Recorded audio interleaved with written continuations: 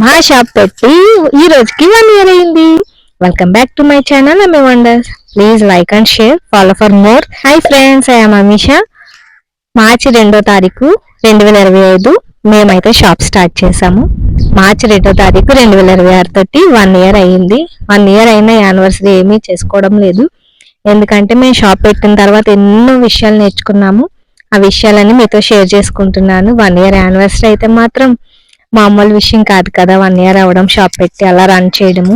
చాలా మంది 6 months ఒకసారి పెట్టి మానేసి మళ్ళీ రీస్టార్ట్ చేసి లేదా మొత్తానికి తీసేసి ఒక 3 months చూసి మానేయడం అలా జరుగుతుంది. మేము అలా కాదు, నష్టమైన లాభమైన 1 year కంటిన్యూగా అప్పటికి రన్ చేసుకుంటూ వచ్చాము. మా షాప్ విషయాలు అయితే ఇప్పుడు మీతో షేర్ చేసుకోబోతున్నాను. అండ్ నన్ను ఇప్పటి వరకు సపోర్ట్ చేస్తూ వస్తున్న మీ అందరికీ thank you so much. And 1K subscribers అయ్యారు. షాప్ పెట్టి 1 year అయింది. 1 year యానివర్సరీ చేసుకోవడానికైనా మదర్ హెల్త్ అనేది బాగాలేదు ప్రజెంట్. మా మమ్మీ కోసమే షాప్ పెట్టుకున్నాను, కానీ నేర్చుకున్న విషయాలన్నీ మా మదర్ షేర్ చేసుకోవడానికి ఆమె హెల్త్ బాగాలేదు, సపోర్ట్ చేయట్లేదు. అందుకే వీడియోలో ఆమె కనిపించకుండా ప్రతిదీ నేను షేర్ చేసుకుంటున్నాను. నేను షాప్ పెట్టిన వీడియోస్ పోస్ట్ చేయడం వల్ల మీలో చాలా మంది చాలా విషయాలు నేర్చుకుంటున్నారని అర్థమైంది. నాకు కూడా చాలా సపోర్ట్ చేస్తున్నారని అర్థమైంది. ముఖ్యంగా అయితే మాత్రం షాప్ పెట్టడం అనేది మా మదర్ కోసమే పెట్టాము. ఆమె హెల్త్ క్యూర్ అవుతుంది, అలాగా ఆ విధంగా అయినా బయటికి ఎవరొకరు రావడం వల్ల కొంచెం క్యూర్ అవుతుంది అనే స్టార్ట్ చేసాము. పెట్టడం అయితే అందుకోసమే పెట్టాము. మరి అలాగ చాలా మంది చాలా స్ట్రగుల్స్ ఎదుర్కొన్నానని 6 months బ్యాక్ ఒక వీడియో పోస్ట్ చేశాను. ఆ వీడియోలో చెప్పాను. షాప్ పెట్టుకుని మేము నేర్చుకున్న విషయాలు ఏంటంటే, ఫస్ట్ అరువు అస్సలు పెట్టకూడదని నేర్చుకున్నాము. అరువు అస్సలు ఎట్టి పరిస్థితుల్లో కూడా అరువు ఇవ్వకూడదని నేర్చుకున్నాను. కానీ ఏం చేస్తాం, మేము అరువులు ఎక్కువ ఇచ్చేయడం వల్ల చుట్టుపక్కల తెలిసిన వాళ్ళు రేపొద్దుట ముఖాలు చూసుకోవాలి, ఫేస్ టు ఫేస్ అన్ని ఎదుర్కోవాలి కదా అని చెప్పి ప్రతి ఒక్కరికి అరువు ఇవ్వడం వల్ల చాలా అంటే చాలా లాస్ అయిపోయాము. ప్రతి ఒక్కరు అరువు పెట్టేసి వీళ్ళకి డబ్బులు ఇవ్వాలి అన్న ప్లేస్ టైంలో వాళ్ళు వేరే షాప్కి వెళ్ళిపోవడం స్టార్ట్ చేశారు. దానివల్ల అయితే మేము చాలా లాస్ అయ్యాము. హాయ్ ఫ్రెండ్స్ అన్నారు. హాయ్ ఫ్రెండ్స్, మా బుల్లి customer friends.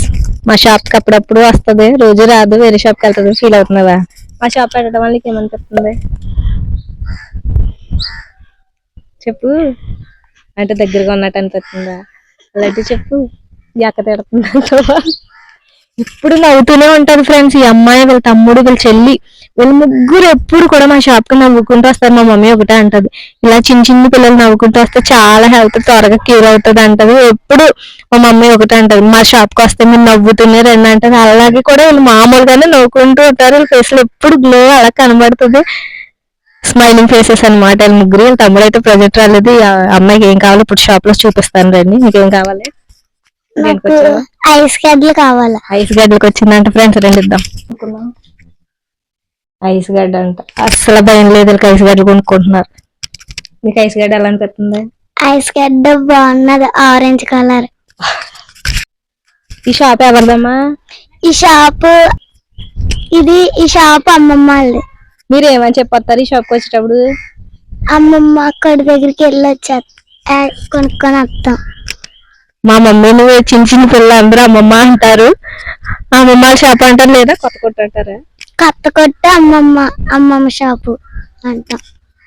Thanks for review. Thank you, God bless you. Friends, మీకు ఒక అబ్బాయిని చూపిస్తాను చూడండి.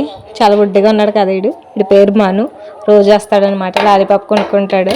కానీ నేను ఏదన్నా అంటే నవ్వుతాడు, కానీ ఏం తిరిగి మాట్లాడాలి, అమ్మతో ఎక్కువ కబుర్లు చెప్తాడు. ఇది ఇంట్లో నేనే తయారు చేసిన ఐస్. దీన్ని మేము కప్ ఐస్ అని పేరు పెడతాం, ఎందుకంటే ఇది టీ కప్స్లో నేను తయారు చేసి ఒక పుల్ల పెడతాను. చూసారా పిల్లాడు ఎలా తింటున్నాడో. కానీ ఒక్కటే నవ్వుతాడు, నేను ఏమన్నా నవ్వుతాడు తప్ప ఎక్కువ మాట్లాడడం అంటాడు. మ్యాక్సిమం నేను ఇంట్లోనే ఐస్లు తయారు చేస్తాను. ఐస్ ఏ విధంగా తయారు చేస్తాను మీకు వీడియో కావాలంటే కామెంట్ చేయండి. మీకు ఇప్పుడు ఆ కప్ ఐస్ని చూపిస్తాను. అంటే మా కిరాణా అనమాట, ఇదంతా కిరాణా స్నాక్ ఐటమ్స్ అన్నీ ఇలా సర్దేసుకున్నాము. ఇప్పుడు ఫ్రిడ్జ్ చూపిస్తున్నాను. ఇది డీప్లో పెట్టేసాను. వీటికి చక్కగా కప్పులో ఐస్ వేసేసి ఒక పైన సిల్వర్ పేపర్ ఉంటుంది కదా, దాన్ని ఇలా సిల్వర్ ర్యాపర్ అంటారు కదా, దాన్ని ఇలా పెట్టేసి ఒక మధ్యలో ఒక స్పూన్ పెట్టేసాను. ఐస్ తయారైపోద్ది. ఎందుకంటే ఇప్పుడు సమ్మర్ వస్తుంది కదా, పిల్లలందరూ మ్యాక్సిమం ఐస్ల మీద పడదే, ఎంత వద్దన్న ఐస్ల మీద పడతారు. అలాంటప్పుడు అమ్ముకోకుండా అలా ఉంటాయి. ఫ్రిడ్జ్ మీద చూసారా ఈ పౌడర్స్, టీ కప్స్, గ్లాసెస్, దోమల అగరబత్తులు, చక్రాలు, షాప్ అన్నాక ఎక్కడ పెట్టుకోవాలి తెలియక ఇవన్నీ పెట్టుకున్నాం. మెయిన్లీ మాకు షాప్ లేక అండ్ ఇవన్నీ స్నాక్ ఐటమ్స్ ఇలా డబ్బాల్లో గాలి తగలకుండా, ఇక్కడేమో ఫ్యాన్ స్విచ్కి ఇలాంటి స్నాక్స్, పెద్ద పెద్ద డబ్బాల్లోనేమో కురుకురేలు స్నాక్స్, ఇవన్నీ కూడా గాలి తగలకుండా పెట్టేసుకుంటాము. రెండో ఎక్స్పీరియన్స్ ఏంటంటే మనం ఎక్కువ నిలవ ఉండే పదార్థాలు అస్సలు తెచ్చుకోకూడదు. ఒకవేళ అవి సేల్ అవ్వకపోతే పురుగు పట్టేస్తాయి. సో మనం అలా కాకుండా కొన్ని మనకు రెగ్యులర్గా వచ్చి కొంతమంది ఉంటారు, వాళ్ళ కోసం వాళ్ళు తప్పకుండా మన షాప్ మానకుండా వచ్చే వాళ్ళ కోసం కొన్ని ఐటమ్స్ అడుగుతారు కదా, అవి కంపల్సరీ కేజీలో 2 కేజీలో 3 కేజీలు అలా తక్కువ మోతాదులో తెచ్చుకుని పెట్టుకోవాలి. ఇది నేను నేర్చుకున్న రెండో ఐటమ్. ఎక్కువ తెచ్చుకుని అది ఎవరు పట్టుకెళ్ళిపోతే పురుగు పట్టేసి మనము లాస్ అయిపోతాం. అయ్యే పప్పులు, ఉప్పులు లాంటి పప్పులు, పంచదార లాంటి 2 కేజీలు 3 కేజీలు 5 కేజీలు లోపే తెచ్చుకుంటాము. అది తెచ్చుకోవడం వల్ల బయట వల్ల అమ్మడానికి ఉంటుంది, మాకు కూడా ఉంటుంది కదా. అండ్ ఇదంతా చూసారా, ఇవన్నీ బూస్ట్ ప్యాకెట్లు అన్నీ కూడా ఒక డబ్బాలో. మేము తగిలించడానికి ఏమీ లేదు, ఎందుకంటే మేము ఇంట్లోనే షాప్ పెట్టుకున్నాం అన్నాం కదా. సో తగిలించుకోవడానికి ఏమీ లేక ఇలా డబ్బాలో గాలి తగలకుండా పెడతాం. కొన్ని బయట ఎట్టేయడం వల్ల కురుకురేలు అవి ఒక్కసారి వర్షం వచ్చినప్పుడు అవి మెత్తబడిపోతాయని చెప్పి ఇలా డబ్బాల్లో పెట్టేస్తామన్నమాట, మెత్తబడకుండానే. చాలా కేర్ఫుల్గా ఉంటాము. థర్డ్ నేర్చుకున్న పాయింట్ అంటే, మేము మామూలుగానే షాప్కి వెళ్ళినప్పుడు ఎక్స్పైరీ డేట్లు కంపల్సరీ చూస్తాము. అందులోకి ఇప్పుడు మనం అమ్మేటప్పుడు మనం వాళ్ళ యొక్క ఏంటంటారు, ఎవరైతే కొనుక్కుంటున్నారో వారికి కోసం ఖచ్చితంగా ఆలోచించాలి. కాబట్టి ఎక్స్పైరీ డేట్ కంపల్సరీ, ఏ ఐటెం మీద అయినా ఎక్స్పైరీ డేట్ చూస్తాము, ఏ గ్రాసరీ అయినా ఎక్స్పైరీ డేట్ చూస్తాము. సో అది మేము థర్డ్ కంపల్సరీ చూడాలి, ఎందుకంటే వాళ్ళ హెల్త్ మనకు అనేది చాలా ఇంపార్టెంట్ అవి ఏమైనా కూడా. అండ్ ఈ సోప్స్ అన్నీ కూడా ఒక చెక్క బీరువా ఉంటే దాంట్లో పెట్టేసుకున్నాము, ఇలా నీట్గా సర్దేసుకున్నాము. ఇవంతా మా మదరే చేస్తారు, మా మదరే సర్దుకుంటారు, తనకు ఒకలాంటి ఎక్సర్సైజ్ టైప్ అనమాట. అండ్ ఫోర్త్ పాయింట్ ఏంటంటే, మనకి ఎవరైతే రెగ్యులర్గా వస్తారో వాళ్ళకి సంబంధించిన కొన్ని ఐటమ్స్ ఉంటాయి, వాళ్ళు రెగ్యులర్గా మానకుండా పట్టుకెళ్ళేవి. కంపల్సరీ సోప్ ఐటమ్స్ ఉంటాయి, సోప్లో అన్ని రకాల ఐటమ్స్ ఉంటాయి. Maximum 10 rupees 20 rupees. పేస్ట్లు ఏంటి అన్నీ కూడా 10 రూపీస్ 20 రూపీస్ దగ్గర పెట్టుకుంటాము, ఎందుకంటే అవి రెగ్యులర్గా వెళ్తాయి. యాక్చువల్గా మేము స్నాక్ షాప్ అని స్టార్ట్ చేసాము. స్నాక్ ఒకటే కొనరు కదా, పెద్దవాళ్ళు వాళ్ళ పిల్లలతో పాటు ఒక సోప్కో దేనికో వస్తారు కాబట్టి సోప్ ఐటమ్స్, సరుపు packing items, maximum packing items ఇలాంటివి అమ్ముతాము. షుగరు, కందిపప్పు లాంటి తక్కువ మోతాదులోనే తీసుకుంటాము. ఒక 10 రూపీస్కి 20 రూపీస్కి అలా అమ్మడానికి మాత్రమే తీసుకుంటాము. చిన్న వెయిటింగ్ మిషన్ ఉంటుంది కదా, కిచెన్ వెయిటింగ్ మిషన్, దాంట్లో మాత్రమే మేము చూసి చక్కగా తోస్తాము. అండ్ ఇంకా ఏమన్నా నాకు గుర్తుంటే నెక్స్ట్ వీడియోలో పోస్ట్ చేస్తాను. మా షాప్ వీడియో మీకు ఎలా అనిపించిందో లైక్ చేయండి, కంపల్సరీ కామెంట్ చేయండి. చూసారా క్యాండిల్స్. అండ్ ఒక అమ్మాయి నాకైతే కామెంట్ చేసింది, అక్క షాప్కి ఏమేమి ఐటమ్స్ కావాలని. ఐటమ్స్ కోసం ఫుల్ వీడియో అయితే మ్యాక్సిమం నెక్స్ట్ వీడియోలో అయితే అప్లోడ్ చేస్తాను. అండ్ ఈ వీడియో చూసేటప్పటికి మీకు ఆల్రెడీ అర్థమైపోతుంది ఏమేమి ఐటమ్స్ కంపల్సరీ కావాలో అనేది.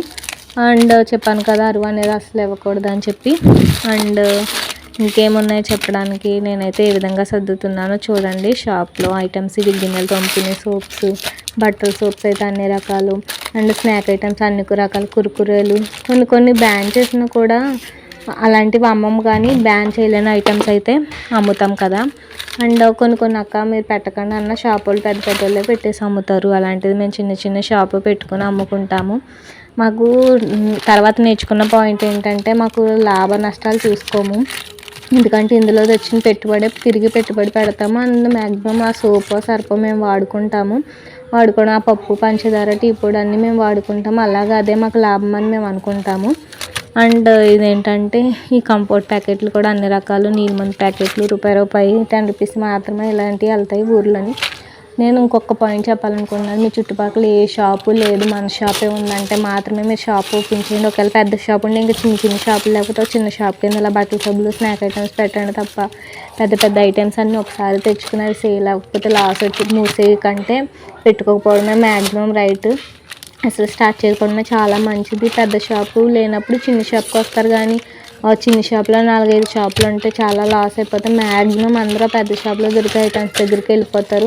ఒకవేళ మీరు పెట్టుకోగల స్తోమత ఉండి మీ చుట్టుపక్కల ఏమీ లేవు, లాభమైన నష్టమైన మేము భరిస్తాం అనుకుంటే మాత్రమే షాప్ స్టార్ట్ చేయండి.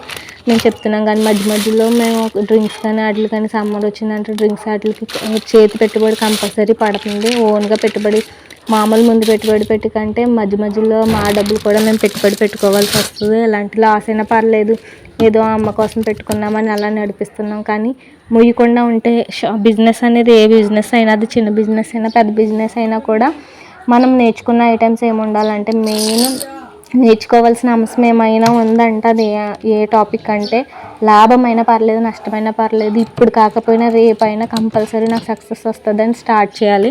స్టార్ట్ చేసినప్పుడు అసలైన సక్సెస్ ఉంటుంది. అంతేగాని మధ్యలో నష్టం వచ్చింది, లాస్ అయిపోయి మనం అస్సలు క్లోజ్ చేసి మొత్తం ఏంటంటారు ఒకలా డీలా పడిపోకూడదు. ఎందుకంటే ఈరోజు ఈ బిజినెస్ కాదు, ఇది సక్సెస్ అవ్వలేదు, ఇంకో బిజినెస్ చేద్దామని ఉండకూడదు. ఒక్క బిజినెస్లోనే మనం సాధించి చూపించాలంటే లాభమైన నష్టమైన భరించుకునేలాగా చేతి పట్టుబడి పెట్టుకునేలా ఉంటే మాత్రమే చేయాలి.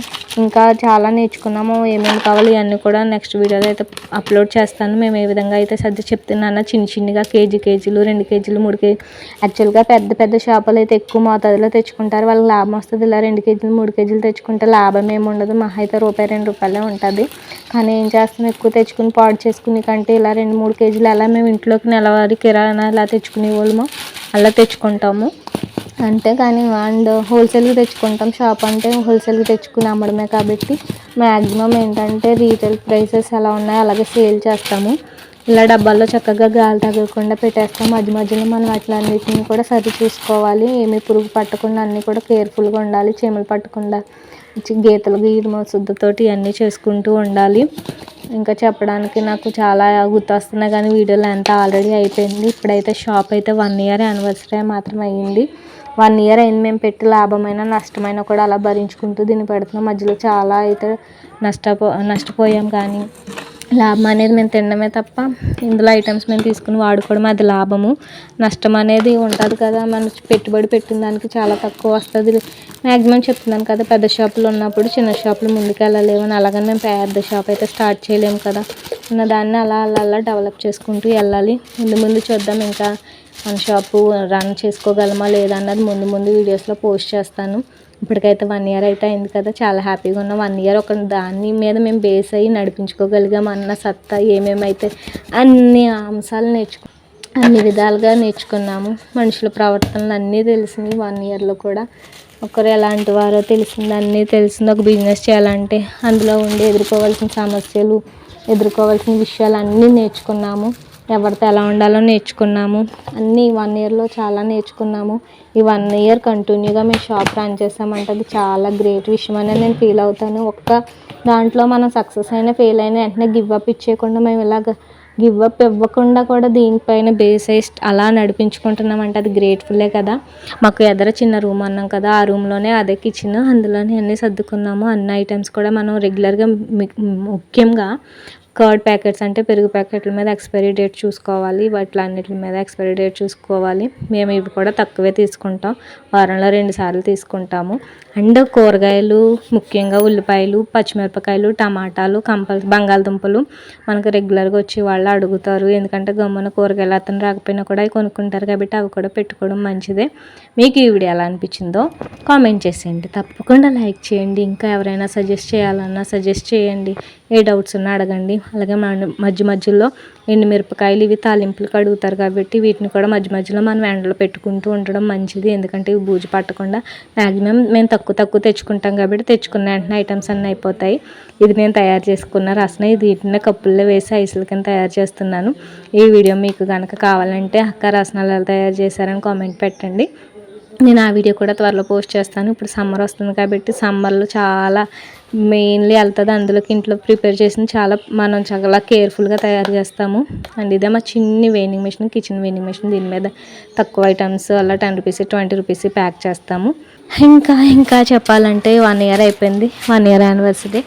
ఇదే 10 సార్లు చెప్తున్నాను 1 ఇయర్ యానివర్సరీ అని. ఇప్పుడే కిరాణా తెచ్చినవన్నీ ఇలా సర్దేశాము. ఇంకా తెచ్చుకున్న ఐటమ్స్ ఇలాగా చూపిస్తున్నాను అన్నమాట.